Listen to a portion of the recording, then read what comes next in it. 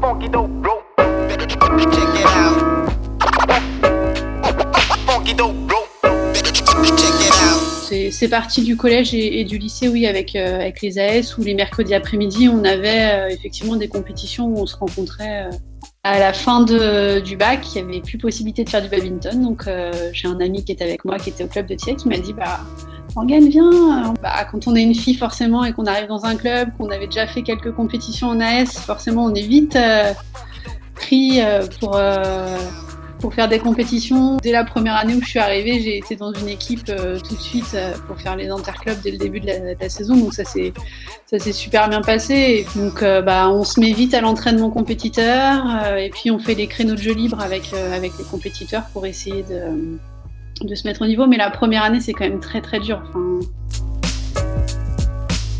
Le président qui était juste avant moi, il a juste fait 1 an, donc carrément il a démissionné.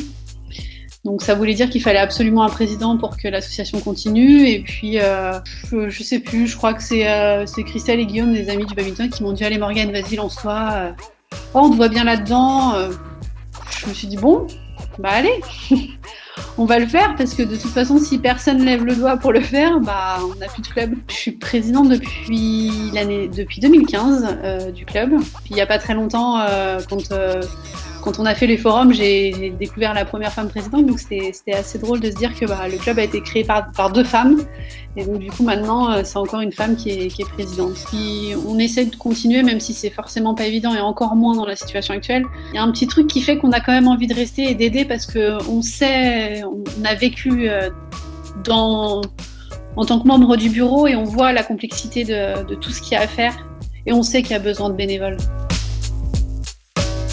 J'ai jamais senti de différence avec un autre club ou parce que j'étais une femme. Franchement, ça change absolument rien.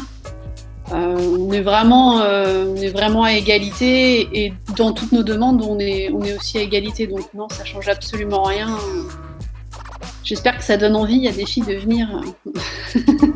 Ça fait 2 ans maintenant que chez les jeunes, alors on ne sait pas comment on en est arrivé là, mais en tout cas, sur notre groupe de jeunes du mercredi, sur 30 gamins, on a les 3/4 qui sont des filles, en fait.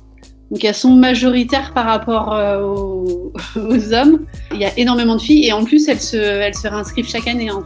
Vraiment, elles sont assidues. Donc non, et on n'a pas du tout fait de publicité pour avoir plus de filles. En tout cas, pas chez les jeunes. Et c'est là où on en a eu beaucoup. Badminton, déjà, il n'y a pas d'âge. On a des femmes qui sont effectivement donc, en compétition qui ont 18 ans. On a aussi des femmes qui ont 65 ans en compétition dans le club. C'est bon pour le cardio, ça fait du bien. Et puis la compétition, ça fait du bien à tous de toute façon. Et le sport en général, ça fait du bien à tous. Depuis la création du tournoi Jacqueline Binet, nous, on essaye de motiver toutes les filles à chaque fois à y aller. Je pense que ça a donné une bonne dynamique, et pour le coup, ça marche super bien. Il est plein chaque année, donc sur ça, il n'y a pas de sujet. Peut-être essayer d'en faire plus. Alors, on a maintenu jusqu'au bout les entraînements des jeunes jusqu'à la fermeture.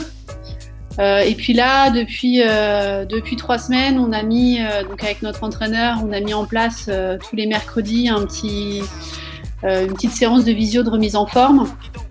Malheureusement, ça prend pas énormément de gens. Proposer une visio, c'est une alternative juste pour garder le lien, on va dire. Mais pour ce qui est de proposer des terrains en extérieur, pour l'instant, malheureusement, il fait pas beau. Et puis, la petite complexité de notre sport, c'est quand même le vent. On s'y fait. De toute façon, ça fait 1 an, donc on attend patiemment. Niveau personnel, ça va très bien. Moi, le confinement, j'en ai pas eu. Au travail, j'étais travailler tous les jours, donc ça va très bien. Et puis du coup, j'attends un petit bébé qui va naître dans 1 mois. Il sera une petite fille, donc ça fait une fille de plus sur les terrains. Tout va très bien, et donc, au moins ça met une petite touche de gaieté dans cette période qui est quand même très compliquée.